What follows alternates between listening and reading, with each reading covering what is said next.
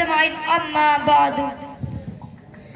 Buat langkah yang pertama, marilah kita panjatkan puja puji syukur kita atas hadirat Allah Subhanahu wa taala, yang mana Allah telah memberikan kita nikmat, beribu-ribu nikmat, bermacam-macam nikmat, hingga kita tidak bisa menghitungnya sampai hari kiamat.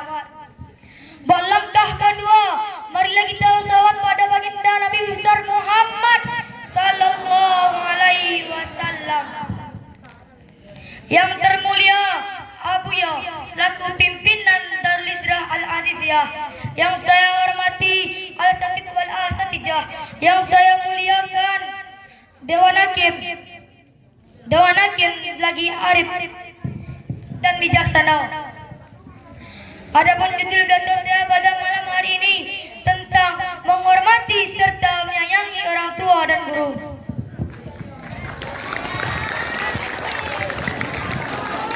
Hadirin, di zaman modern ini istilah hormat kepada orang tua termasuk guru terkadang tidak diindahkan oleh anak. Terkait hal tersebut, saya tertuliskan judul dato menghormati serta menyayangi orang tua dan guru. Dewan Hakim yang budiman, banyak sekali penjelasan dalam Al-Quran mengenai kewajiban seorang anak yang tercantum dalam surah Luqman ayat 14 yang berbunyi, Bismillahirrahmanirrahim.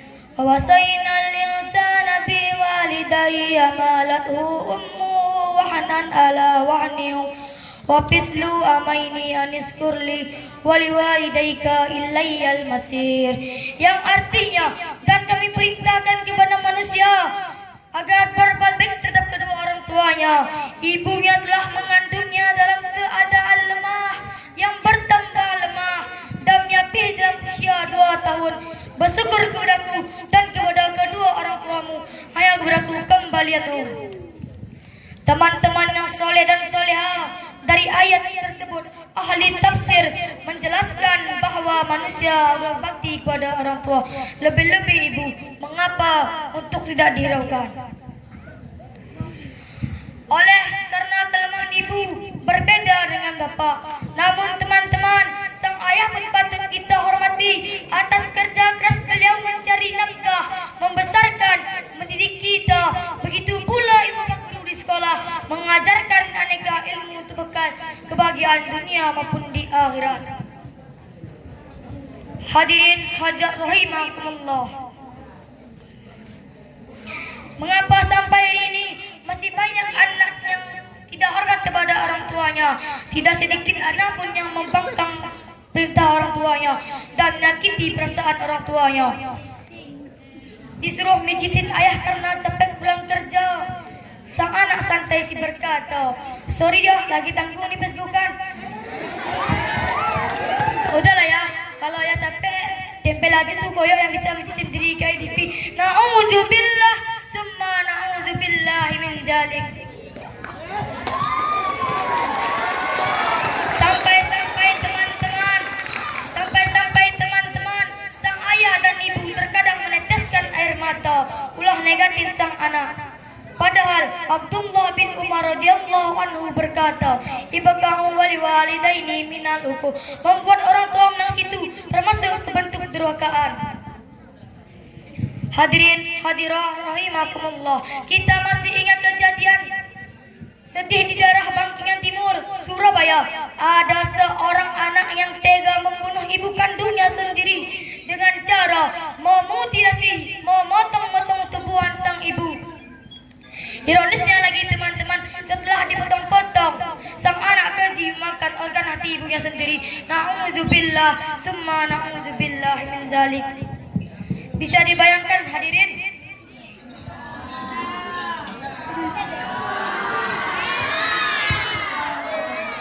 Hati ibu yang selama ini menyayanginya dengan tulus, sekeping hati ibu yang selama ini suka duka dalam merawatnya, tega-teganya dia memakan tanpa beri kemanusiaan.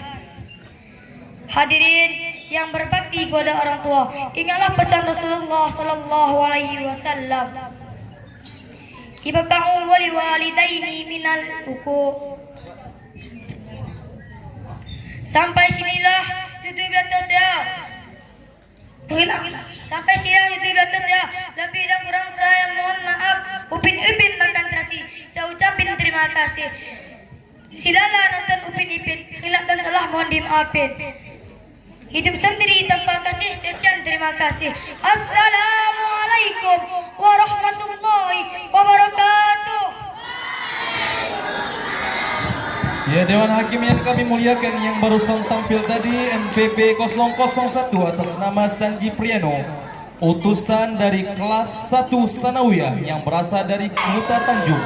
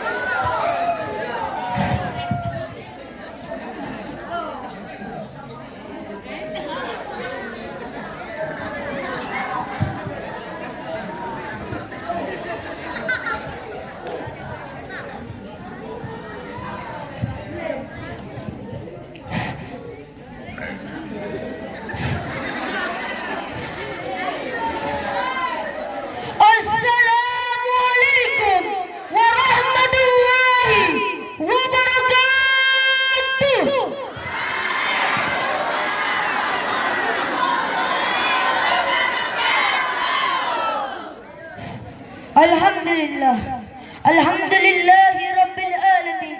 Wassalatu wassalamu ala asrafil anbiya'i wal mursalin wa ala alihi wa sahbihi ajma'in.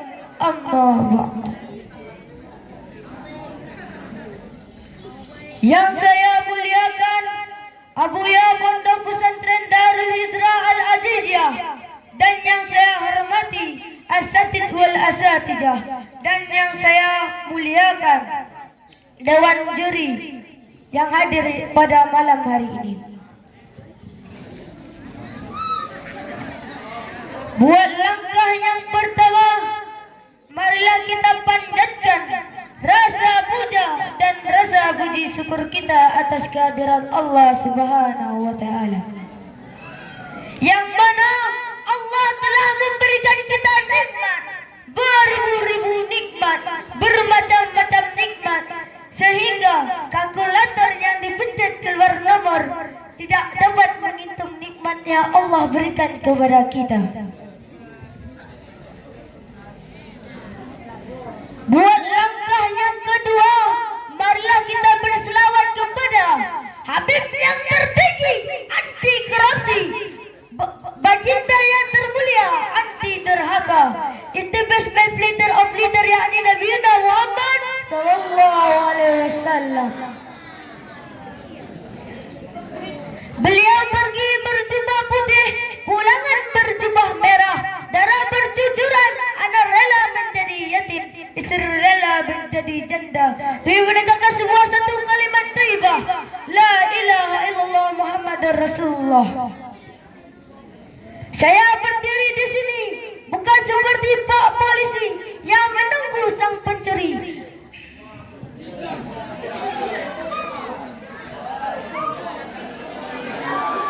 dan menunggu tiada arti, dan saya pun tidak peduli. Berdiri saya di sini akan membahas satu patah dua patah kata, yang mana kata-kata ini yang saya patahkan menjadi 8.000 patah, dan saya beri judul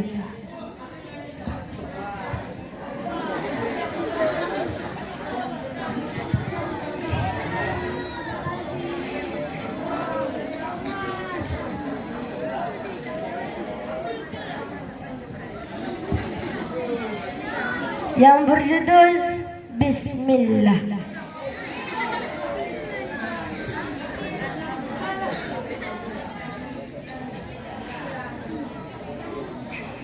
Bismillahirrahmanirrahim, dengan lafaz yang sedikit mengandung nikmat yang luas.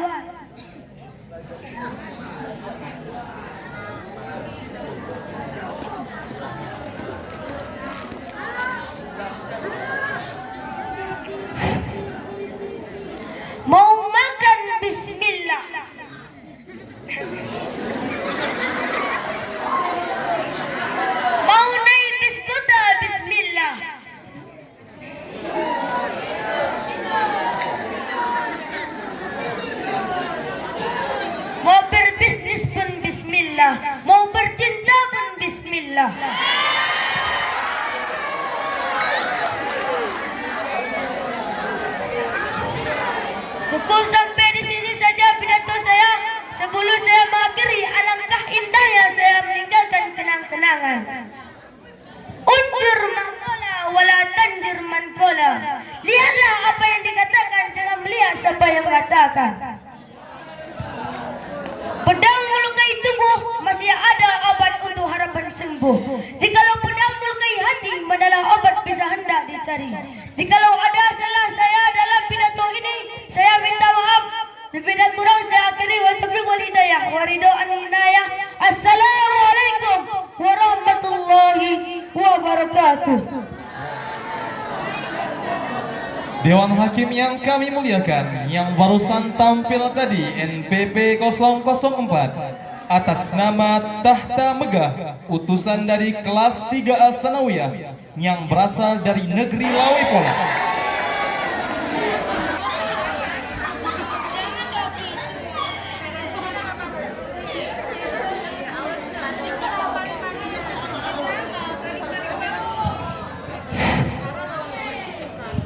A'udzu billahi minasy syaithanir rajim. Bismillahirrahmanirrahim. Assalamualaikum warahmatullahi wabarakatuh.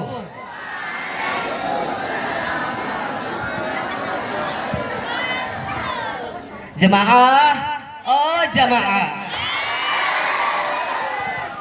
Semangat kan? Kok jawab salamnya kurang semangat? Apalagi yang putra. Kalau gitu ulangilah. Assalamualaikum warahmatullahi wabarakatuh.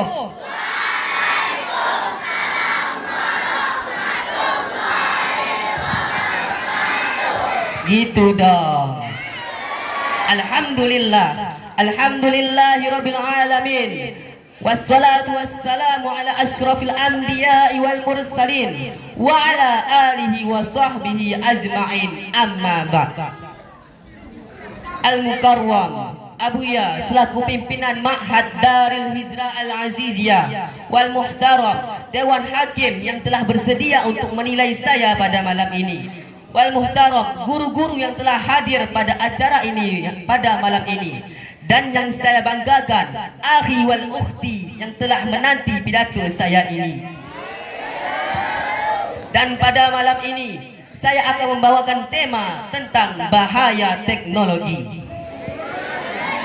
Pada zaman sekarang ini teknologi telah berkembang pesat. Semua tenaga, semua pekerjaan manusia hampir digantikan oleh mesin. Kita ingin berbelanja, buka Shopee. Kita ingin jalan-jalan, buka Traveloka. Simple dunia ini sekarang.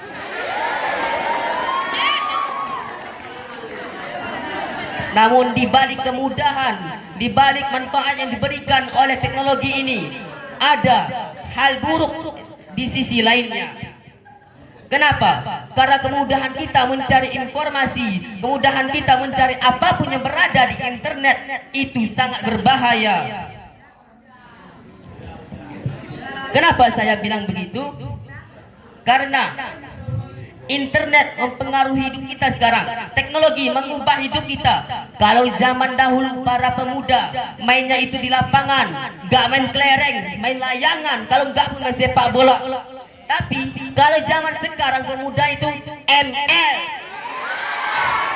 gak ML nanti FF. Itu man yang kalian tahu. Kalau pemuda zaman dulu nih, orang kalau yang namanya main-main cuma 2-3 jam dari asar sampai maghrib, cuma itu waktu mereka bermain. Tapi kalau zaman sekarang orang mainnya dari maghrib sampai ke maghrib lagi, 24 jam non-stop. Itulah beruntungnya kita dimasukkan oleh orang tua kita ke pondok ini.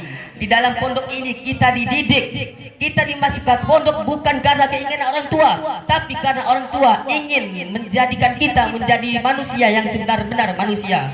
Kenapa?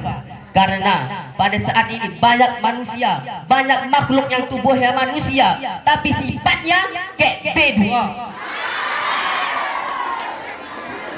Maka yang kita dimasukkan oleh orang tua ke pondok ini. Tapi ada sebagian mondok udahlah 3 tahun aja, nggak apa tuh SMP keluar, apalagi kan gitu kan. Itulah kalian tahu kalau mondok setengah-setengah itu enggak ada manfaatnya.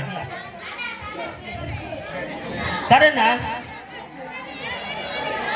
kita mondok ini kita mencari ilmu. Mencari ilmu itu, kalau mencari ilmu itu bukan cuma 3 tahun saja.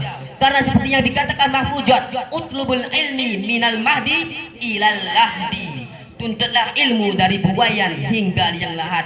Dari kita lahir, dari kita baru keluar dari perut ibu kita, sudah disuruh untuk menuntut ilmu sampai kapan? Sampai kita dimasukkan kembali ke bumi, dimasukkan kembali ke tanah. Itulah akhir dari kita belajar.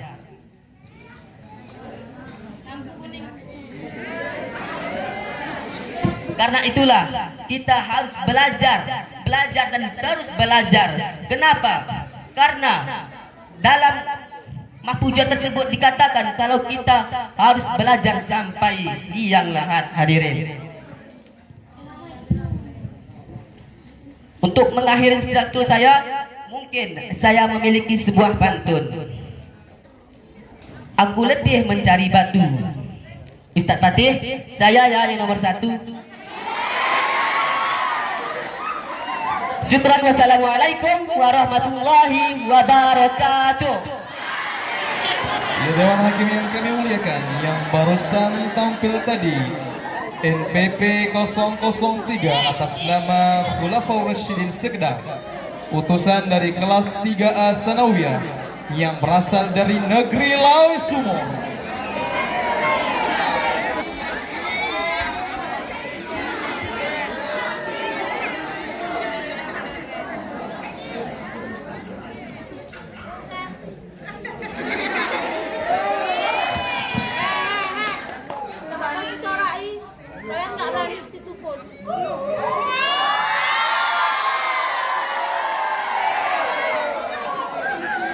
Buka mata Anda, buka mulut.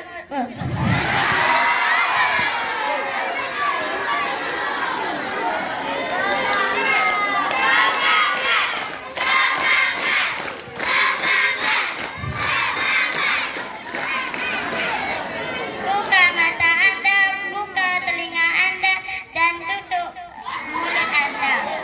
Ini waktunya mendengarkan pidato saya. Bismillahirrahmanirrahim. Assalamualaikum warahmatullahi wabarakatuh.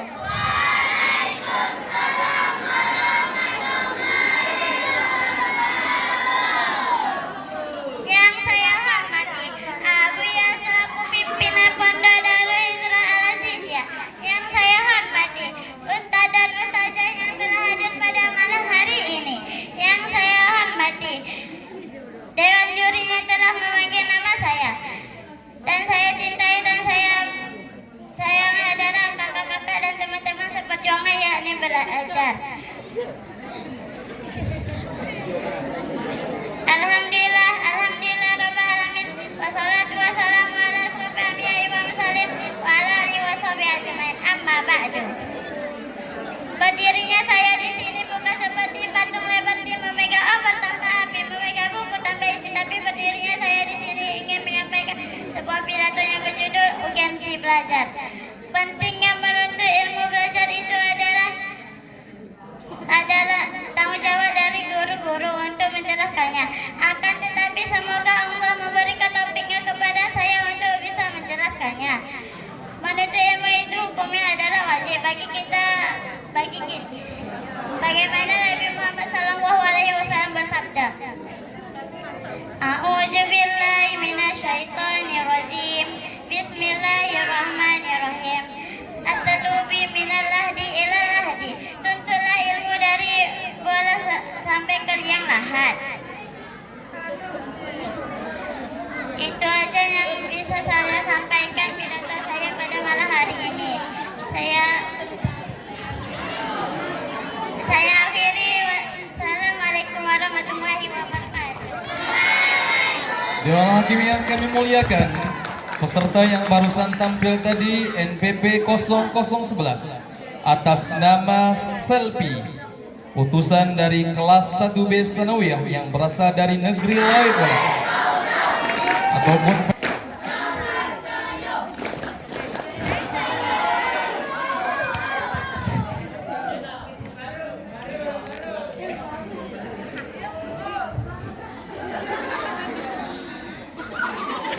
السلام عليكم يا أخي وإخواتي أتماشى إلى البغداد ولا تنسى اهملوا ريبت إذا كنتم أمة محمد أجيبوا السلام بالنسب.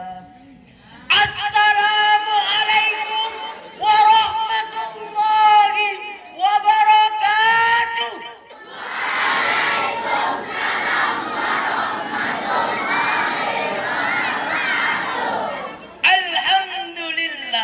الحمد لله رب العالمين والصلاة والسلام على أشرف الأنبياء والمرسلين سيدنا محمد وعلى آله وصحبه أجمعين.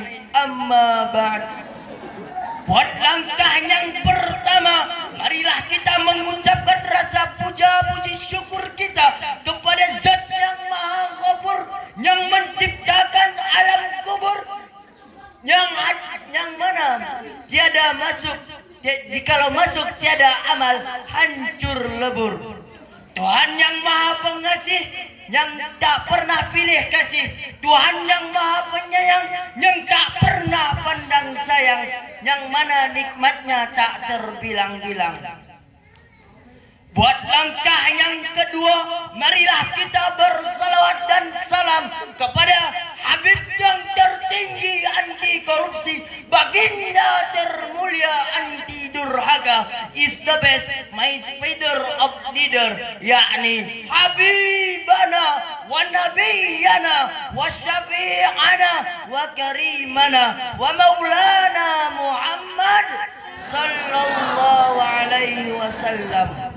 Beliau pergi membawa jubah putih, pulang membawa jubah merah. Pedang dimainkan, anak rela menjadi yatim, istri rela menjadi janda demi menegakkan satu kalimat thayyibah, la ilaha illallah.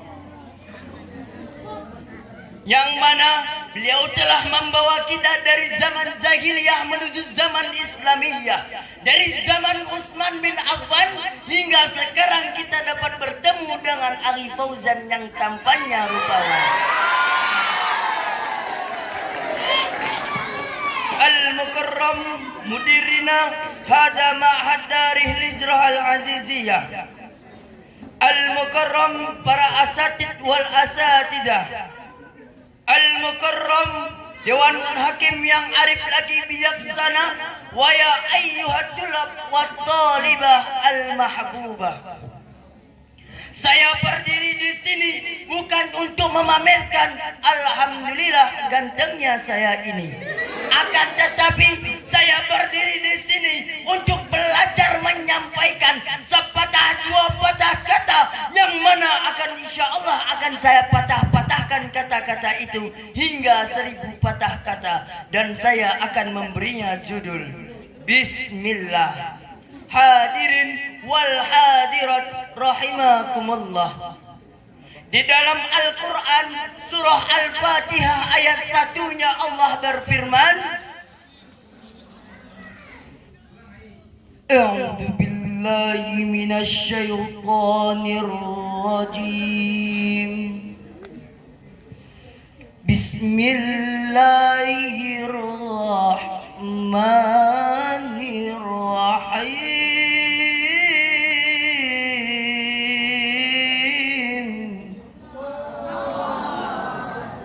Sadaqallahul azim. Yang artinya dengan menyebut asma Allah yang Maha Pengasih lagi Maha Penyayang. Lafaz Bismillahirrahmanirrahim adalah lafaz yang sedikit namun mengandung arti yang luas dan makna yang sangat mendalam. Imam An-Nasafidi mengatakan di dalam kitab tafsirnya bahwa seluruh makna Al-Quran itu berkumpul pada surah Al-Fatihah, dan makna Al-Fatihah itu berkumpul pada Al-Basmalah, dan makna Al-Basmalah itu berkumpul pada huruf ba-nya. Dan sebahagian ulama berpendapat bahwa makna ba itu berkumpul pada titiknya yang menunjukkan tunggal tiada berbilang. Dialah Allah yang Maha Esa, tiada bandingannya.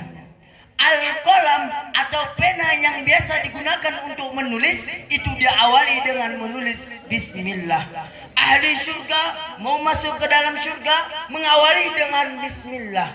Al-Quran saja itu diawali dengan bismillah. Maka jika WN Family ingin melakukan kegiatan, awalilah dengan bismillah. Hadirin wal hadirat rahimakumullah. An Abi Hurairah radhiyallahu anin Nabi sallallahu alaihi wasallam qala kullu amrin zibalin la tubda'u bi bismillah fahuwa ajdam, rawahul Ahmad. Dari Abi Hurairah radhiyallahu dari Nabi sallallahu alaihi wasallam berkata, setiap amalan perbuatan yang tidak diawali dengan bismillah maka cacat. Hadis riwayat Ahmad. Tanpa bismillah amalan cacat bagaikan dapat domba tak berkepala. Mau naik bis kota, bismillah. Mau makan biskuit, bismillah. Mau main bisbol, bismillah. Mau mulai bisnis, bismillah. Mau mulai bercinta, bismillah. Alhamdulillah. Mungkin hanya ini yang dapat saya sampaikan. Sebelum saya akhiri, ingin rasanya saya meninggalkan sedikit kenang-kenangan. Jalan-jalan ke Berastagi, singgah sebentar beli sikat gigi. Jika Anda ingin melihat saya lagi, lihat saja di siaran MNC TV jam 9 pagi. Wallahu a'lam, ihdinas siratal mustaqim wa akhiru unzur ma qala wa la tanzur man qala. Lihatlah apa yang dikatakannya, jangan lihat siapa yang mengatakannya. Karena jika Anda melihat siapa yang mengatakannya, Anda akan terbayang-bayang pada dirinya. Hidup sendiri tanpa kekasih. Sekian, terima kasih. Wassalamualaikum warahmatullahi wabarakatuh. Ya Dewan Hakim yang kami muliakan, yang barusan tampil tadi NPP 004 atas nama Fauzan, utusan dari kelas 6 Alia yang berasal dari negeri Batu Mula. Penonton masih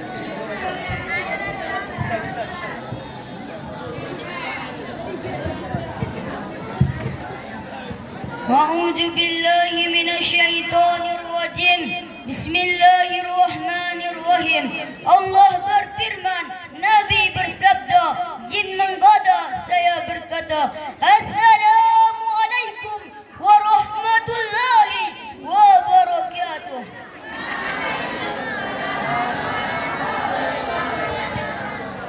Alhamdulillah, alhamdulillah bi sultanuh al-wadih al-burhanuh al-maqsud fil wujudihi al-karamuh wal-insanuh.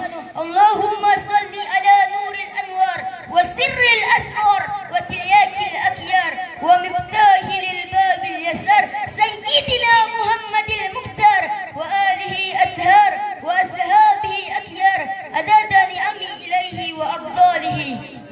Amma ba'd. Yang saya muliakan Abu Yaslaku pimpinan Ma'had Darul Hijrah Al-Ajijah, dan yang saya muliakan Tuan Hakim yang Dewan Hakim yang adil dan bijaksana, dan yang saya muliakan asatid wal asatizah, dan yang saya banggakan teman-teman seperjuangan dengan saya. Buat langkah yang pertama, marilah kita ucapkan puja budi syukur kepada Zat yang Maha Ghafur, yang mempunyai lautan kasih sayang yang tiada terukur, dari hambanya selatan, barat, utara sampai ke timur. Tuhan yang Maha Ghafur, pencipta alam kubur, hati-hati jikalau masuk ke alam kubur, tiada beramal hancur lebur. Tuhan yang Maha Pengasih, yang tak pernah pilih kasih. Tuhan yang Maha Penyayang, yang tak pernah pandang sayang, yang mana nikmatnya tak terbilang-bilang. Buat langkah yang kedua, salawat besertakan salam tak lupa tercurah terlimpah kepada putra gurun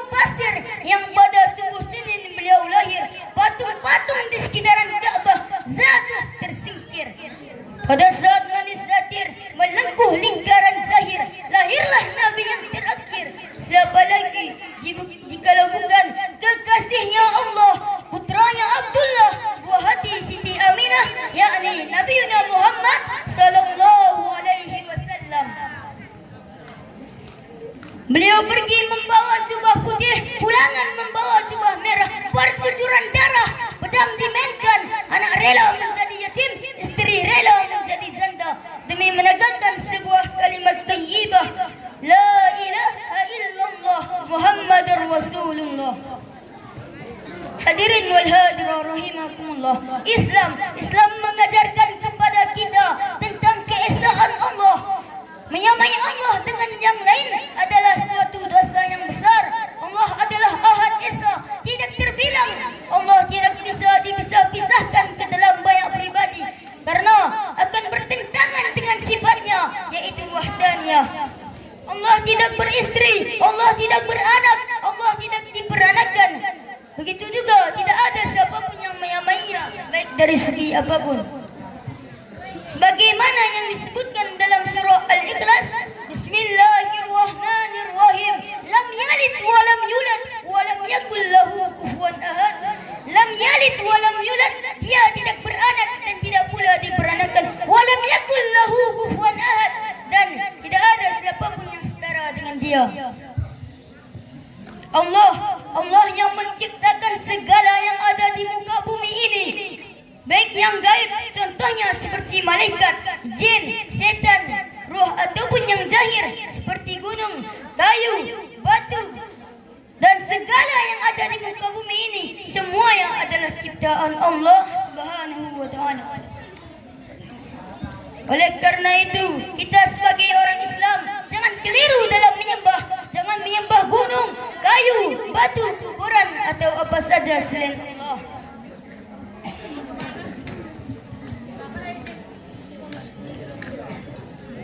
Karena di dunia ini tidak ada Tuhan yang pantas disembah terkecuali hanya Allah, dan tidak ada siapapun yang pantas dimintai pertolongan kecuali hanya Allah.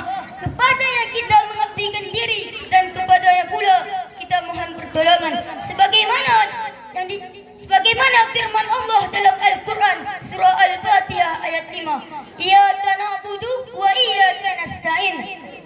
Hanya Engkaulah yang kami sembah dan hanya kepada Engkaulah kami mohon pertolongan.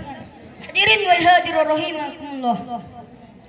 Islam tidak hanya seseorang yang cukup dilihat dari aktivitas luar saja, seperti pandai berbahasa Arab, berpakaian serba bagus, pakai peci bagus, pakai sarung bagus, busana muslim serbalu. Akan tetapi orang Islam sejati adalah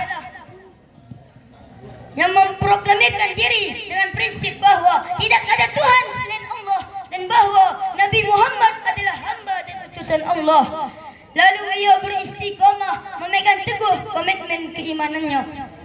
Muslim yang baik adalah selalu mentaati aturan yang ada dalam Islam. Contohnya seperti mengamalkan 5 pilar Islam. Yang pertama, syahadat, salat, zakat, berpuasa, dan yang terakhir, haji apabila mampu. Mungkin ini saja yang dapat saya sampaikan. Sebelum saya mengakhirinya, lebih baik saya memberikan kenang-kenangan. Jalan-jalan ke bukit berbatu karang, sedang berjalan kaki terkena duri. Walaupun nyawa hendak melayang, demi Islam kita rela mati. Takbir! Wallahu muwaffiq ila aqwamit thoriq. Wassalamualaikum warahmatullahi wabarakatuh. Dewan Hakim yang kami muliakan, yang barusan tampil tadi atas nama Muhammad Khalifah, utusan dari kelas 3A Sanawiyah.